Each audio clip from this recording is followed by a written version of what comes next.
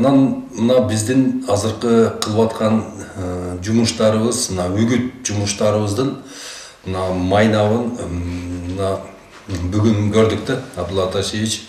Мына сиз полукарлик көчөттөрдү айтып, биз ошолорду отургузуп, ошолордон былтыр түшүм алдык деп аябай сүйүндүрүштү адамды.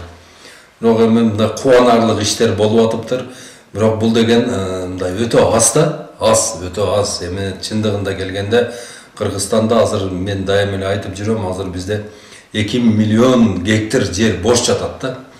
2 миллион гектар бош жаткан жерге биз 3 миллиард дарак отургузушубуз керек. Бул эгерде биз ушул ишти аткарып ала турган болсок, мына биз деген Кыргызстан мамлекети багбанчылыкка аябай ыңгайлуу шартта жайланышканбыз.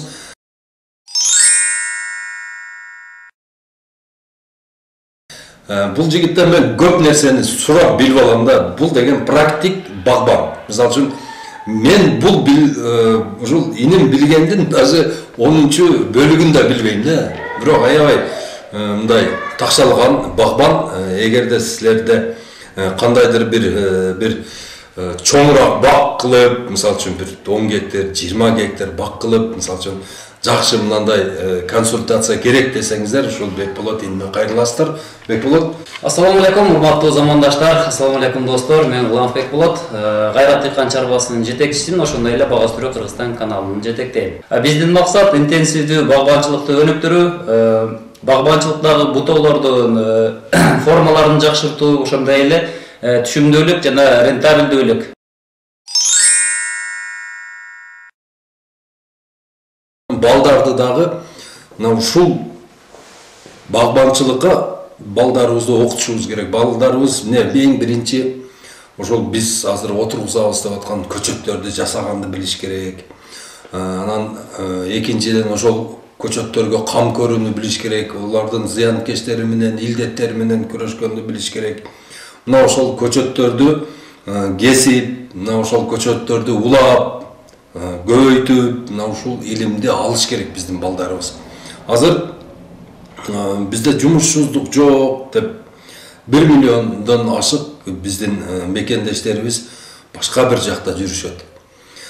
Бизде мындай карап көрсөк, биз мындай жумушсуздук деген нерсе бизде жок болуш керек. Бизде 2 миллион гектар жерибиз бар. Эгерде ошонун бардыгын бак кылып ала турган болсок, бир эле гектарында 2ден киши иштегенде 4 миллион киши уже жумуш менен камсыз болот. 4 миллион киши деген туруктуу жумуш менен камсыз болот. Биздин Кыргызстанда бак отургузуу менен нан тапса болот.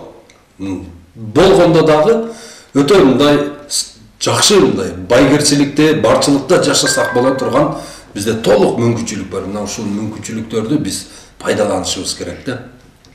Анан эми туугандар, азыр күн өтүп атат. Сөзсүз түрдө Telegram скачать этиңиздер. Кыргызстан боюнча Telegram эң чоң айыл чарба группаларыбыз бар. Бардык эле Кыргызстандын эли кирип, ошол жерде мына биздин азыркы силер бере турган суроолорду ошол жерде жообун ала аласыздар да.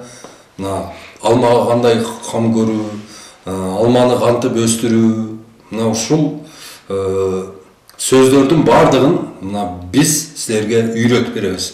Мына Борбор Азия багбандар биримдиги эмне жумуш аткарды деп көп айтып атат да.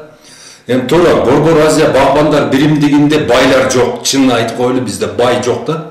Ошо баягындай кылып мындай биз деген буну бизнеске айлантырган жокпуз. Биздин азыр кылып аткан иштерибиз бардыгы консультативный характерде кетип атат. Мисалы үчүн биз силерге мисалы үчүн көчөт алып келип, жарабаган көчөттөрдү сатпадык мисалы үчүн.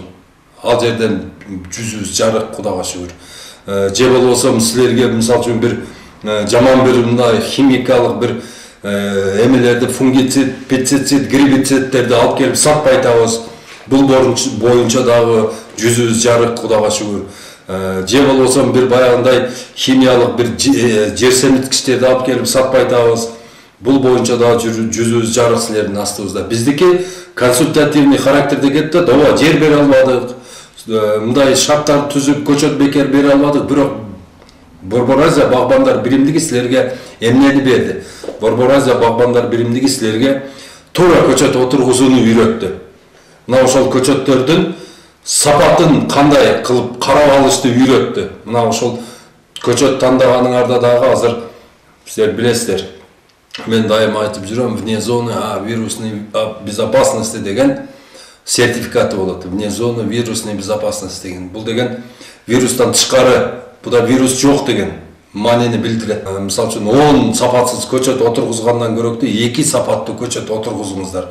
Ошол тетиги 10 көчөткө караганда көбүрөөк силерге түшүм да берет, анан силердин ошол баг отургузуп кылган мээнетиңерди кайтарып берет. Пайдасы аябай жакшы болот. Мына мисалы үчүн айтайлы, бийик өскөн дарактарды отургузуп атабыз азыр. Ал дарактардын эч ким жамандап айткан жок. Алардын болгону ошол эмеси рентабелдүүлүгүндө да мына бизге пайда келтирүү боюнча башка мамлекеттер колдонулуп аткан технологиядан калып кеткендиги үчүн биз дагы ошону силерге таңуулап айтабыз да, айтып атабыз, туугандар, высокорослый чоң дарак болуп өсө турган мөмөлүү дарактарды отургузбагыла, анан көрөктүү жапыз бойлуу дарактарды отургузгула, ыргалдуу багбанчылык кылгыла деп атабыз. Мына ыргалдуу багбанчылыкка бул деген Кыргызстан боюнча тандалды азыр. Эң 106 полукарлик дарактарын отургузуп, мына ошодон түшүм алыңыздар. Полукарлик дарактардын 1400-дөн 1700-гө чейин батат 1 гектарына. Эми элестетип көрүңүздөр. Азыр силер высокорослый отургузуп алдыңыздар. Анын түшүмүн 7-10 жыл күтөсүздөр. Бул минус бир убакыт кетти.